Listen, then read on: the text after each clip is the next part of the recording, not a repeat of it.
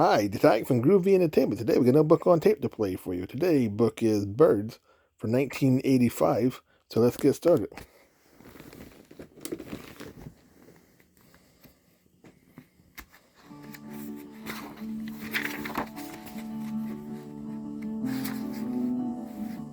Birds. Birds are among the most interesting and beautiful creatures in our world. Some are small enough to hold in your hand. Some have feathers as glorious as a rainbow. Some sing wonderfully sweet songs. From the tiny, fragile hummingbird to the majestic eagle to the giant ostrich, the world of birds is a fascinating one. Even before mammals walked the earth, there were birds. Scientists tell us that the first bird, Archaeopteryx, lived 150 million years ago. But it didn't look very much like any of the birds alive today. It looked more like a lizard with feathers. In fact, Archaeopteryx is believed to be the link between birds and reptiles.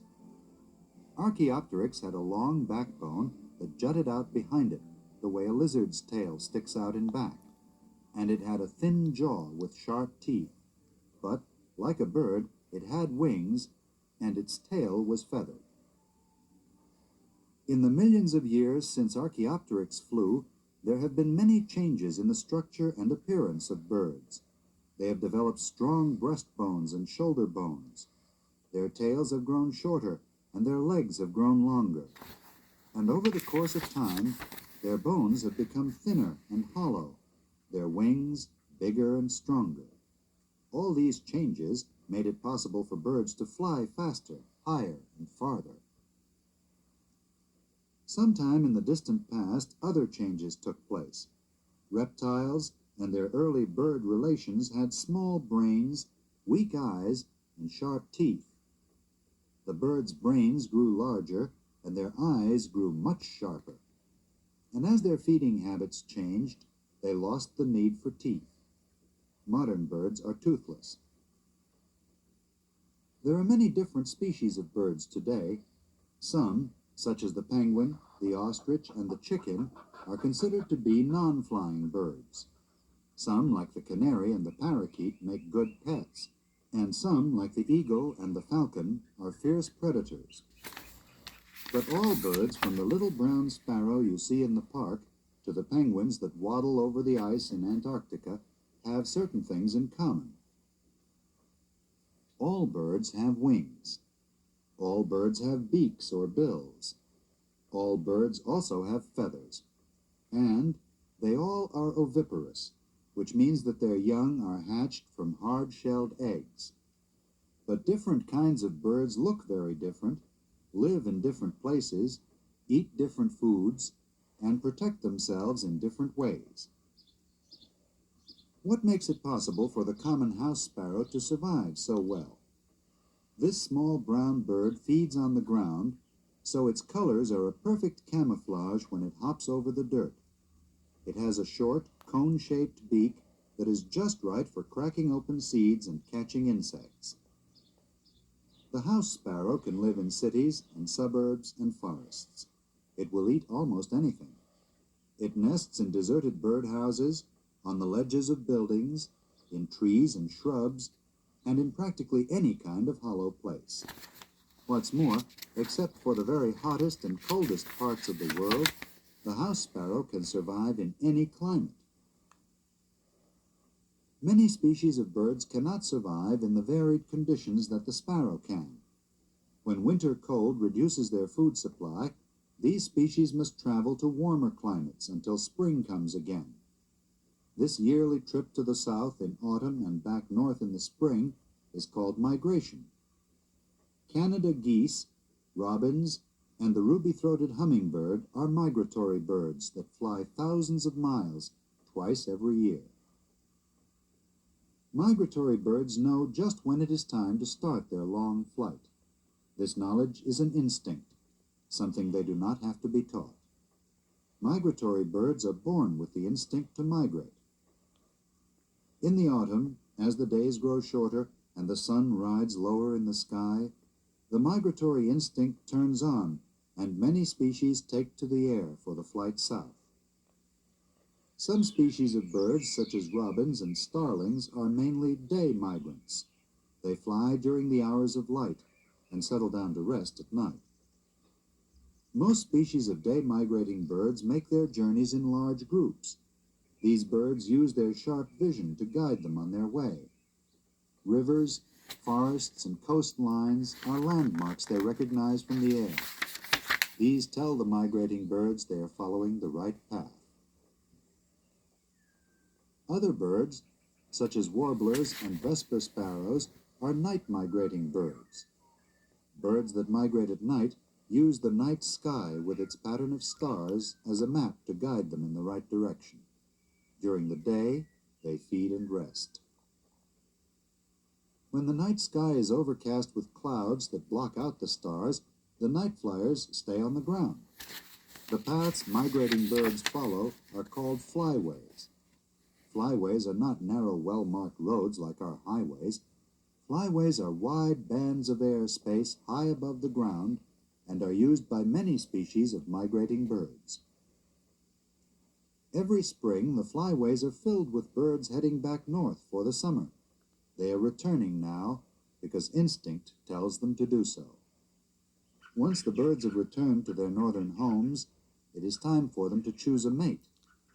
The spring air is filled with lovely bird songs and calls. The males sing to the females, and the females answer back in song. In some species of birds, the male struts, puffs out his feathers, or does a kind of dance to catch a female's attention. Some birds choose mates for the season, while the birds of other species remain with the same mates all their lives. Each pair of birds finds a good place to build a nest. It must be safe from wind and weather and from natural enemies. Each species has its own kind of nest. The lark builds a nest among stones on the ground. The water bird, called the grebe, builds a floating nest in a pond. The hairy woodpecker builds its nest in the hollow of a tree, and the blue jay builds its nest on a high branch of a tree. To build a nest, birds use straw, twigs, rags, grass, mud, paper, moss, and just about anything else that fits the need. The African tailor bird sews together leaves with grass and spider silk and stuffs this nest with soft grass. The Adelie penguin piles up stones on the ice of its nesting grounds to form a protected area for its eggs. As soon as the nests are ready, egg-laying begins. Most small birds lay about 4 eggs at a time. Some species lay only 1 egg, while others lay as many as 20. Bird eggs come in many sizes, from the hummingbird egg that is the size of your fingernail to the ostrich egg that's almost as big as a football. The eggs may be white, green, blue, black, brown, or dotted with colors. In some species of birds, the parents take turns sitting on the eggs until they hatch. In other species, only one parent sits on the egg. This sitting is also called incubation or brooding. The parent broods the eggs to keep them warm and turns the eggs regularly so they will develop evenly. The other parent may sit on the ground or on a nearby branch guarding the nest, or it may go hunting for food to bring back to its mate. Once the baby birds hatch, they must be cared for until they are ready to look after themselves. The parents feed them and protect them from enemies. The parents also show the nestlings how to search for food. Once the young birds are big and strong enough to get around by themselves, they are on their own. This growing up time is different for different kinds of birds, but most young birds are on their own before autumn. The main activity of grown-up birds is finding food. That is because birds use up their food quickly and must keep eating to stay alive. Some species of birds eat only seeds and berries. Other species eat worms, caterpillars, and small insects, as well as seeds and berries. The water birds eat fish, frogs, shellfish, and plants, often diving or ducking their heads underwater to feed. Many large birds, such as the owl and eagle, are predators. That means they swoop down and catch small mammals, snakes, and other birds. Feeding itself is the center of a bird's life. For this reason, where the bird nests and how it spends its time depends on its feeding habits and needs. Even its body structure must be adapted to these demands. For example, many large water birds have long, sharp beaks perfect for catching fish, and the hummingbird's needle-thin beak and tube-like tongue are ideal for sipping nectar from flowers. A bird's body is very well designed for all its needs. The wings of flying birds are beautifully streamlined. The wing feathers are connected by rows of little hooks, forming a strong, flexible instrument for flight. Birds do not fly by simply flapping their wings up and down. Instead, the wings are brought up, forward, down, and back. The colors of a bird's feathers are also important. Birds can recognize others of their species by color. A bird like the peacock uses a show of beautiful feathers to attract a mate. And by using color as camouflage, some birds are able to hide from their enemies by blending in with their surroundings. One bird, the ptarmigan, even turns white during the winter and blends in with the snow. There are more than 8,000 different kinds of birds on Earth. Each one has some way to defend itself. Each has its own kind of nest and its own special coloring. Each also has its own special voice. When you hear a quack, you know that a duck is nearby.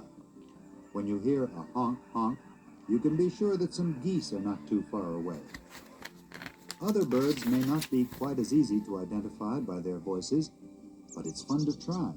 And even if you don't know what kind of bird is singing, you can always enjoy listening to their songs.